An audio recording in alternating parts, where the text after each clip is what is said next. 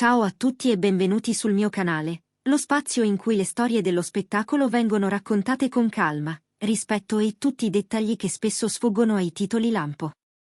Prima di cominciare, vi chiedo un piccolo grande favore: mettete mi piace, iscrivetevi e, se volete sostenere davvero il progetto, cliccate su Unisciti. Il vostro supporto rende possibili inchieste e approfondimenti come quello di oggi, dedicato a un artista amato in tutto il mondo, Can Yaman. Quella che state per ascoltare non è la solita cronaca di set e red carpet. È il racconto di un legame tra un attore e il suo pubblico che, dopo anni di disponibilità totale, sta cercando nuovi equilibri. Non parliamo solo di fama e riflettori, ma di confini, di sicurezza, di salute mentale. Can Yaman è stato per lungo tempo il simbolo della vicinanza ai fan, strette di mano, sguardi diretti, foto concesse anche nei momenti più scomodi. Una scelta controcorrente, che lo ha reso unico. Ma ogni gesto luminoso proietta anche un'ombra. E oggi quell'ombra chiede di essere guardata in faccia. Dalla disciplina alla vulnerabilità. Fin dagli esordi, Can ha costruito la sua immagine su 3 pilastri: studio, rigore e presenza. Laurea in giurisprudenza, poliglotta, atletico, sempre preparato sul set. Questa solidità gli ha permesso di attraversare Istanbul, Roma e molte capitali europee senza perdere la bussola. Allo stesso tempo, però, ha voluto rimanere accessibile: niente muri di assistenti, niente no preconfezionati, niente fughe dietro occhiali scuri al primo cenno di folla. È qui che si forma il suo patto con il pubblico: io ci sono per voi, voi siate corretti con me. Un patto semplice, potentissimo, ma difficile da mantenere quando la notorietà cresce in modo esponenziale. Il primo scricchiolio, il ritorno a Istanbul. Un episodio di qualche tempo fa segna una piccola crepa in questa storia. Dopo un lungo periodo di riprese all'estero, Can atterra a Istanbul. Ad attenderlo, non solo fan, ma anche un gruppo di cronisti decisi a strappare titoli su vita privata e relazioni. Le domande sono incalzanti, le telecamere a pochi centimetri dal volto. Can non alza la voce, non reagisce con rabbia, si limita a respirare, a fare un passo indietro, a sfilarsi da una situazione percepita come aggressiva. Il giorno dopo, molti titoli parlano di scatto d'ira, i filmati integrali mostrano altro: controllo, misura, stanchezza. Quella stanchezza è un seme. Non esplode subito, ma comincia a pesare.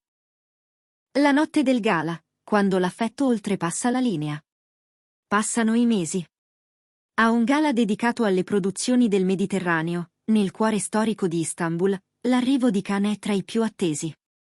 Sapendo di trovare tanta gente, sceglie di arrivare in anticipo per salutare con calma.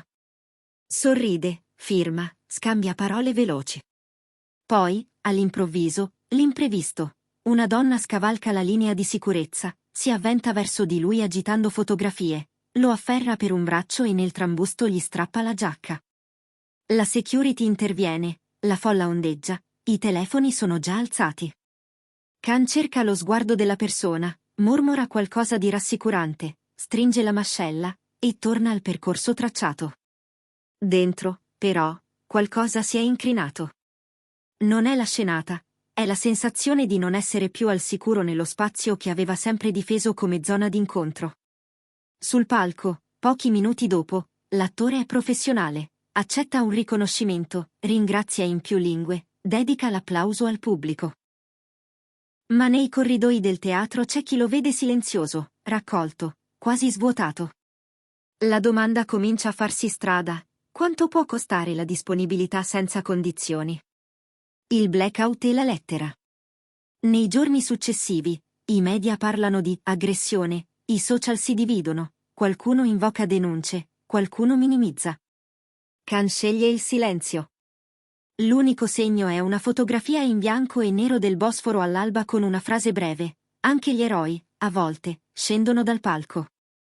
Non è vittimismo, non è posa, è un modo per dire: ho bisogno di spazio. Il silenzio dura il tempo necessario per riordinare. Poi arriva una lettera aperta sui suoi canali ufficiali. Poche righe, toni fermi e gentili, gratitudine per l'affetto, riconoscimento della fatica di conciliare lavoro e sovraesposizione, e una proposta limpida al pubblico, un patto di rispetto reciproco. Se possiamo incontrarci in spazi sicuri, senza imposizioni, io non smetterò di sorridere davanti a una camera. La risposta è immediata. I fan trasformano l'emozione in cura. Spuntano linee guida condivise per gli incontri dal vivo, niente spintoni, niente contatti improvvisi, niente inseguimenti. Alcuni fan club si offrono persino di sostenere costi extra per una sicurezza più presente agli eventi. È un cambio di paradigma. La comunità diventa parte della soluzione, non solo spettatrice del problema. Le voci, le pause, le scelte.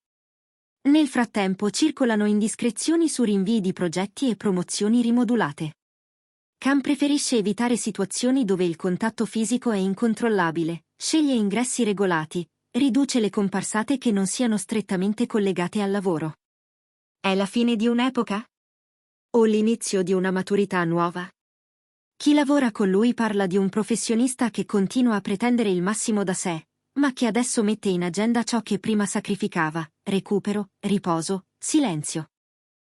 In questo dibattito entra anche Demet Özdemir, collega e coprotagonista di una delle serie più amate da chi segue Khan. In un'intervista, le sue parole sono nette: l'affetto non deve mai trasformarsi in violenza. Capisco la devozione del pubblico, ma nessun artista dovrebbe scegliere tra sentirsi al sicuro e rispettare i propri fan. Non è una presa di posizione contro qualcuno, è un principio. E il principio fa da bussola a un discorso più ampio: come si rimodula il rapporto tra Star System e pubblico nell'epoca della connessione continua. Tour, Europa, nuove regole del gioco. I promoter europei confermano alcune tappe promozionali, ma con misure rafforzate. Non si tratta di alzare muri, ma di disegnare percorsi chiari, corridoi di accesso, tempi cadenzati, momenti di saluto che non diventino risacca. Meno caos, più qualità. Per qualcuno è freddezza, per molti è semplicemente cura. Anche i brand si adeguano. Campagne meno basate su bagni di folla, più orientate a contenuti curati, dietro le quinte selezionati, dialoghi veri con domande e risposte senza cortina di fumo. Ai social, vetrina o finestra? Sui social, intanto, l'immagine di Khan resta impeccabile: set, allenamenti, estratti di interviste. Ma la vetrina non è una finestra. Lo scarto tra ciò che si mostra e ciò che si vive è reale. La differenza oggi sta nella consapevolezza: i post non sono promesse di accesso illimitato, sono segnali. Il pubblico più attento lo capisce e abbassa il volume delle pretese: meno dimmi tutto, più fai ciò che ti fa stare bene. È qui che l'idolo diventa persona agli occhi di chi lo segue. 3 scenari possibili. Ricalibrazione silenziosa.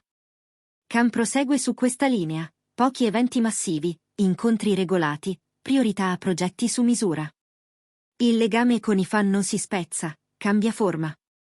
Si passa dall'abbraccio casuale al saluto pensato, che vale di più proprio perché è possibile per tutti. Ritorno potente. Una serie o un film di grande qualità riporta al centro l'attore e il suo lavoro. La conversazione si sposta dalla vita privata alla scena: disciplina, profondità, personaggi che parlano per lui. Gli aggiornamenti diventano: quando esce, non dove sei. Pausa dichiarata. Khan annuncia uno stop più lungo per studio e rigenerazione. È una scelta rischiosa a breve termine, ma spesso vincente sul medio periodo. Si torna con più fuoco e meno rumore. I fan maturi lo sostengono, l'industria si adegua. In tutti e 3 gli scenari, la parola chiave è la stessa: confini. Non muri, ma confini. Spazi di incontro che non tolgono dignità a nessuno. Perché questa storia riguarda anche noi.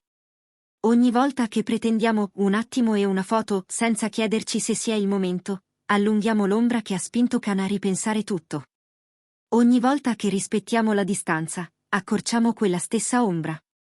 Se vogliamo continuare a vedere un artista in forma, lucido, capace di emozionare, dobbiamo imparare a scegliere il bene al posto del tutto, subito. È un invito a tutti, fan, addetti ai lavori, media. Conclusione: il patto che conviene a tutti. La vicenda di Ken Yomen ci consegna una verità semplice: la gentilezza dura solo se è protetta. Il sorriso davanti a una camera non è un dovere, è un dono che richiede condizioni minime, tempo, ordine, sicurezza. Chiedere meno per ottenere meglio è il patto più intelligente che possiamo sottoscrivere con chi stimiamo. Se il racconto vi è piaciuto, scrivetemi nei commenti: qual è, secondo voi, la linea rossa che non andrebbe mai superata negli incontri con i personaggi pubblici? Siete disposti a rinunciare a un selfie per garantire loro serenità? Leggo tutto e seleziono le riflessioni più lucide per il prossimo video. E se volete che questo canale continui a raccontare storie con questa cura, ricordate: mi piace, iscrizione e campanella.